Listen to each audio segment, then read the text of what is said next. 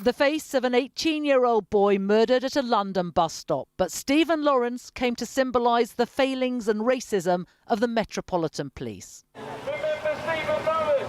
The struggle to bring his killers to justice spanned nearly 3 decades. Today, the police confirmed it would come to a halt.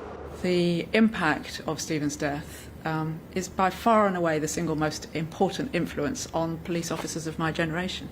It has changed policing so much, unlike in far more than any other case. It was the relentless and brave campaigning of his mother Doreen, now Baroness Lawrence, and father Neville that kept the search for justice alive.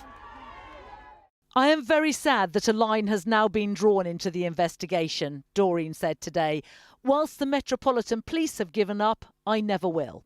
Although the Metropolitan Police are describing their investigation as inactive rather than closed, they are admitting that despite being convinced that other people involved in the murder of Stephen Lawrence have still not been convicted, after 27 years they have neither the evidence nor the new leads to bring them to justice. It's 27 years since Stephen Lawrence was killed. 5 suspects were quickly identified, but no one was charged. The family brought a private prosecution against 3 of them, Gary Dobson, Luke Knight and Neil Acorte, only for the case to collapse. 3 years later, a public inquiry accused the Metropolitan Police of institutional racism. Finally, in 2012, Gary Dobson and David Norris were found guilty and jailed for life.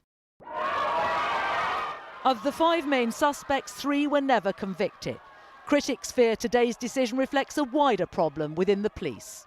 Not only is this case being put on hold and may never be resurrected, but the fact that the police service has not really acknowledged where they are in terms of race inequality.